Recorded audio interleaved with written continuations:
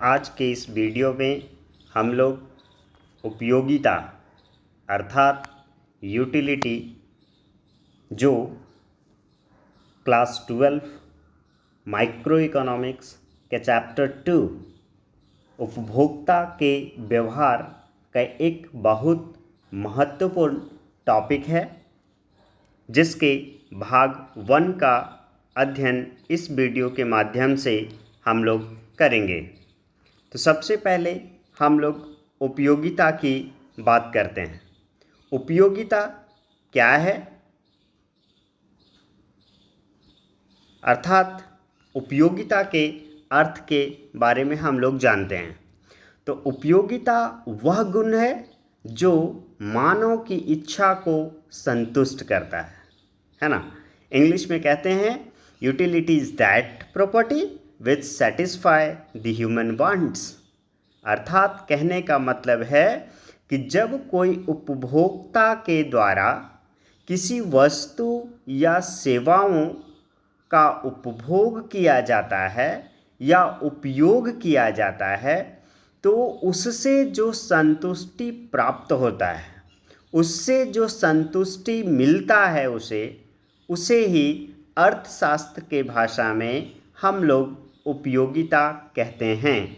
अर्थात दूसरे तरीके से यदि हम बोलें तो हम यह कह सकते हैं कि जब किसी उपभोक्ता के द्वारा किसी वस्तु या सेवा का उपभोग किया जाता है, तो उसमें जो विद्यमान होते हैं, उस वस्तुओं और सेवाओं में जो मानव की इच्छाओं को संतुष्ट करने की जो क्षमता होती है, वह ही उपयोगिता कहलाता है।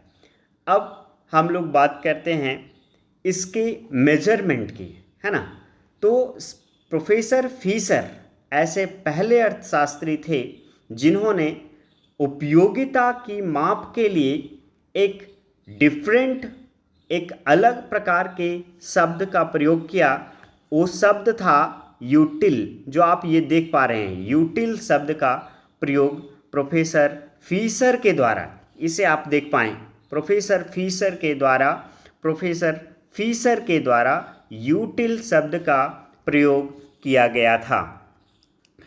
नेक्स्ट, अब हम लोग इसके विशेषताओं की यदि जिक्र करते हैं तो ये देखिए, अब हम लोग उपयोगिता के विशेषताओं की बात करते हैं। तो उपयोगिता की बहुत सारी विशेषताएं हैं, जिनमें से आप देख पा रहे हैं सापेक्षिक शब्द है, उपयोगिता का भौतिक आकार नहीं होता है, उपयोगिता जो अनुपयोगिता या कल्याण के साथ कोई संबंध नहीं है। उपयोगिता की एक विशेषता है कि यह इच्छाओं की तीव्रता पर निर्भर करती है। उपयोगिता की अन्य विशेषता वास्तविक उपभोग पर निर्भर नहीं है। नेक्स्ट, क्रय की प्रवृत्ति बढ़ती है, अर्थात उपयोगिता की ये भी एक विशेषता है कि जैसे जैसे उपयोगिता प्राप्त होती चली जाती है, क्रय करने की प्रवृत्ति भी अर्थात खरीदने की शक्ति भी बढ़ती जाती है। और एक अन्य विशेषता त्याग के बिना असंभव नहीं है। अर्थात कहने का मतलब है उपयोगिता आप तभी प्राप्त कर पाएंगे जब तक आप किसी मुद्रा का त्याग नहीं करेंगे, है ना। अर्थात कहने का मतलब है किसी वस्तु या सेवा को खरीदने के लिए आपको परचेजिंग पावर, आपको इनकम, आपको आय का त्याग करना पड़ेगा, मुद्रा के रूप में त्याग करना पड़ेगा, तभी आपको उपयोगिता प्राप्त हो सकता है। अर्थात दूसरे तरीके से यदि हम कहें तो यह कह सकते हैं कि जब किसी उपभोक्ता के द्वारा आय का त्याग किया जाता है, तो वह वस्तुओं और सेवाओं का क्रय करता है ना, खरीदता है। तब वो उन वस्तुओं और सेवाओं का उपभोग करके ही उपयोगिता को प्राप्त करता है।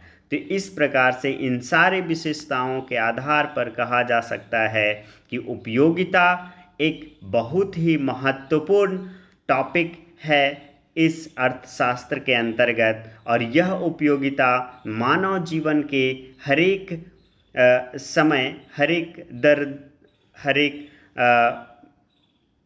भाग में ये लागू होता है। नेक्स्ट, अब बात करते हैं हम लोग उपयोगिता की माप, मेजरमेंट ऑफ यूटिलिटी। जैसा कि अभी हमने आपको बताया कि उपयोगिता की माप के लिए प्रोफेसर फिशर ऐसे पहले अर्थशास्त्री थे जिन्होंने यूटिल शब्द का प्रयोग किया था। परंतु उपयोगिता की माप मुद्रा के रूप में भी किया जाता है। मुद्रा के रूप में करने का मतलब है कि जब किसी वस्तुओं और सेवाओं को खरीदते हैं, है ना, तो उसको हम कितना रुपया में खरीदें, कितना प्राइस पर खरीदें, तो उस प्राइस, उस मुद्रा के रूप में हम उसकी माप कर लेते हैं। अर्थात कहने का मतलब है, आप यदि कलम खरीदते हैं 5 रुपये में, तो उस कलम की उपयोगिता 5 रुपये के बराबर हो गया। नेक्स्ट, इकाई के रूप में प्रोफेसर एल्फ्रेड मार्शल एक ऐसे अर्थशास्त्री थे जिन्होंने उपयोगिता की माप इकाई के रूप में, अर्थात संख्यावाचक, है ना, उन्होंने एक वर्ड यूज किया था, कार्डिनल, है ना। उपयोगिता की माप के लिए प्रोफेसर एल्फ्रेड मार्शल ने कार्डिनल यूटिलिटी अप्रोच की बात किया था। संख्यावाचक उपयोगिता विश्लेषण, जहां पर उन्होंने उपयोगिता को इकाई के रूप में, संख्या के रूप में मापने का कार्य किया। परंतु इसके अलावे भी कुछ और हैं जो विभिन्न अर्थशास्त्रियों के द्वारा अलग अलग तरीके से बताया गया है, जिसमें से आप देख पा रहे हैं केवल सैद्धांतिक रूप में माप है। अर्थात कुछ अर्थशास्त्रियों का कहना है कि यह उपयोगिता की माप की जो बात करते हैं वो सिर्फ और सिर्फ सैद्धांतिक है, सिर्फ और सिर्फ थ्योरेटिकल है, सिर्फ सिद्धांत में ही हम लोग, थ्योरी के रूप में ही हम लोग उपयोगिता की माप की बात करते हैं। लेकिन कुछ अर्थशास्त्रियों ने कहा कि नहीं, ये तो प्रायोगिक रूप में भी है, ये डायनामिक्स है, चेंजेबल है, जहाँ पे हम लोग डे टू डे चेंज करके अलग अलग समय में अलग अलग वस्तुओं और सेवाओं के उपभोग के लिए अलग अलग तरीके से मेजरमेंट की बात करते हैं। कुछ अर्थशास्त्रियों ने कहा कि उपयोगिता की माप स्वतंत्र रूप में होती है। स्वतंत्र रूप कहने का मतलब है कि आपको जो मन चाहे, जितना चाहे उतना आप बोल सकते हैं कि हमें इतना किसी वस्तु के उपभोग या सेवा के उपभोग करने के बाद हमें इतना संतुष्टि मिला। आप इतना कितना बोलेंगे? It is the most difficult problem. How can you measure the utility, है ना। तो ये एक बहुत बड़ी समस्या रहा है उपयोगिता की माप के लिए। फिर बाद में अर्थशास्त्रियों ने कहा कि नहीं, उपयोगिता की माप योगशील रूप में किया जा सकता है। अर्थात कहने का मतलब है, कोई उपभोक्ता मान लिया जाए 5 रोटी, है ना, 5 रोटी कंजम्पशन करता है, उपभोग करता है, तो पहली रोटी से उसे कितनी उपयोगिता, दूसरी रोटी से कितनी उपयोगिता, तीसरी रोटी से कितनी उपयोगिता, इस प्रकार से 5 रोटी से उसको कितना कितना उपयोगिता मिला, सबको हम जोड़ देते हैं, देन हमें कुल उपयोगिता की प्राप्ति हो जाती है। तो अर्थात इसीलिए किसी अर्थशास्त्री ने कहा कि योगशील रूप में भी हम उपयोगिता की माप कर सकते हैं। नेक्स्ट जो आप देख पा रहे हैं वो है आपका इंट्रोस्पेक्टिव, है ना। इंट्रोस्पेक्टिव मेथड, अर्थात ये जो आप देख पा रहे हैं ये इंट्रोस्पेक्टिव, जहाँ पे आप बातें करते हैं कि हम किसी भी वस्तु का उपभोग करते हैं या सेवा का उपभोग करते हैं, तो वो आत्म परीक्षण, अर्थात खुद ब खुद हमें पता चलता है कि हमें कितना संतुष्टि मिला, और उस संतुष्टि के आधार पर ही हम वस्तुओं और सेवाओं के उपभोग की उपयोगिता की बातें भी करते हैं। तो ये एक बहुत महत्वपूर्ण चीज़ है। इसके इन आधारों पर उपयोगिता की माप की जाती है। अब यहाँ पे एक बहुत महत्वपूर्ण बात ये है कि उपयोगिता माप के कुछ सिद्धांत आए हैं जो आप देख पा रहे हैं, उपयोगिता माप के प्रमुख सिद्धांत। तो उपयोगिता माप के प्रमुख सिद्धांत के अंतर्गत 3 प्रमुख सिद्धांत, ठीक है, 3 प्रमुख सिद्धांत, जिसमें से आप देख पा रहे हैं नंबर 1 सीमांत उपयोगिता के आधार पर, ठीक है, कार्डिनल यूटिलिटी अप्रोच, यहाँ पे हम लोग बात करते हैं cardinal utility approach of cardinal utility approach, second ordinal utility approach, and third जो है प्रकट अधिमान सिद्धांत, रिवील्ड प्रेफरेंस थ्योरी।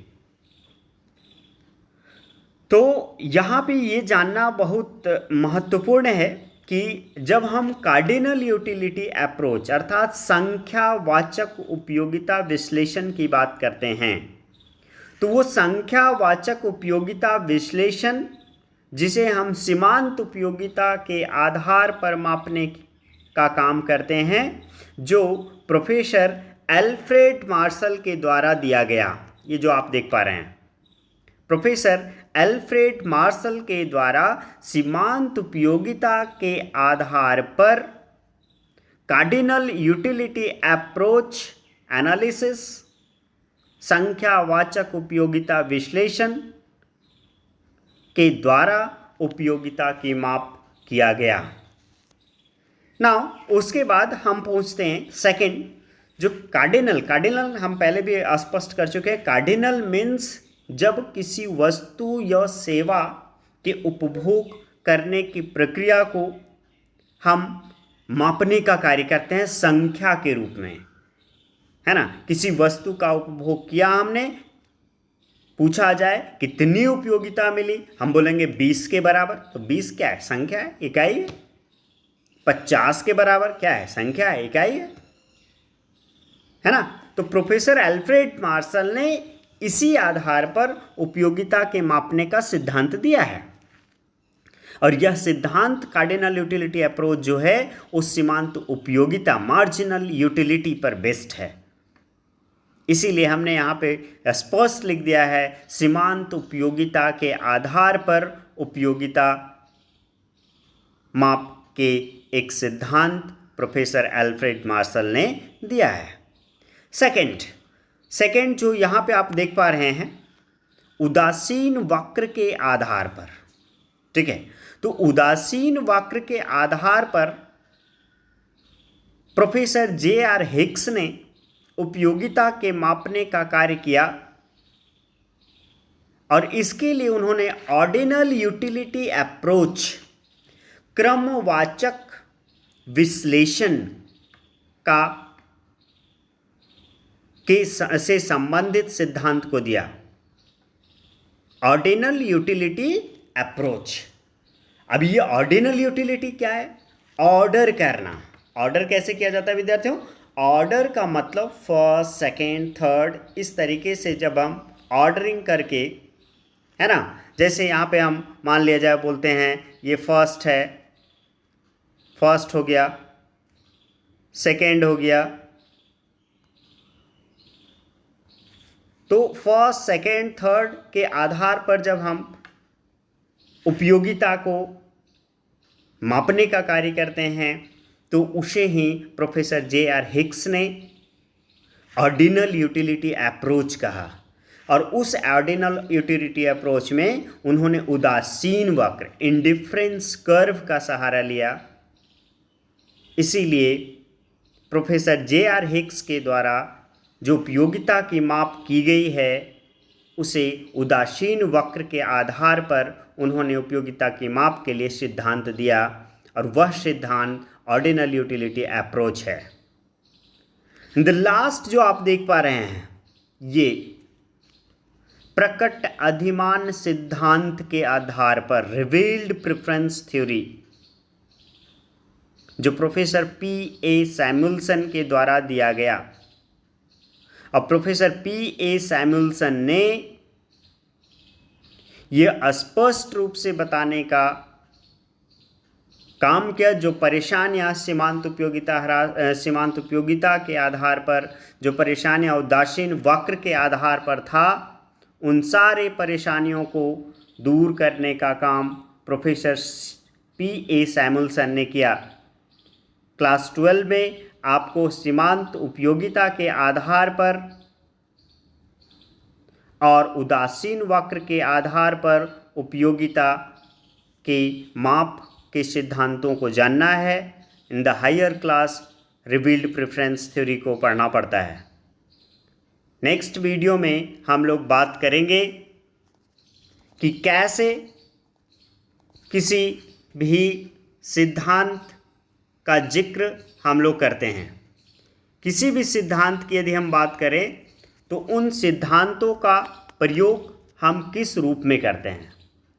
तो ये एक बहुत महत्वपूर्ण बातें हैं जहाँ पे हम लोग सीमांत उपयोगिता के आधार पर और उदासीन वक्र के आधार पर हम लोग बातें करेंगे, साथ ही साथ उपयोगिता के प्रकार का भी जिक्र करेंगे। Thank you.